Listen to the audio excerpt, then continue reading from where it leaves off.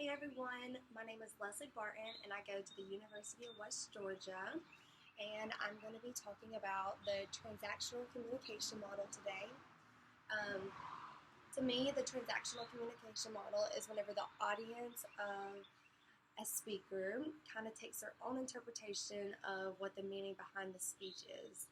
And this can sometimes cause some miscommunication or confusion, but it also can be good because it can kind of give the audience more of their own range of what they want for the speech to mean.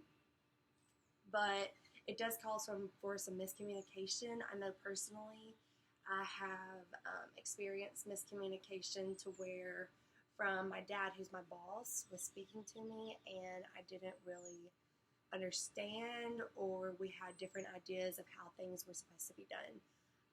For example, I've been working for him since I was about 16 years old, and he calls me every day with a couple extra runs. It just kind of how his business goes. And he called me. Um, he called me and let me know that I had an extra run to do, and he didn't inform me that I had X amount of time to get it done.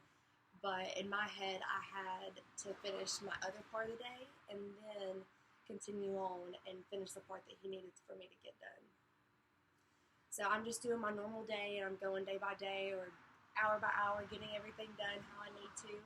And he's getting frustrated with me on the phone, but I'm not really understanding why he's getting frustrated with me whenever I'm doing his job and how he normally tells me to do it. But it turns out that it was just a little bit of miscommunication between the two of us. And it's very easy to miscommunicate with this job because it's mostly just quick calls or quick texts, and it's a little misread or misunderstanding, and it can get the whole day out of whack. So especially for his job, it's really important to communicate and make sure that you know what you're doing.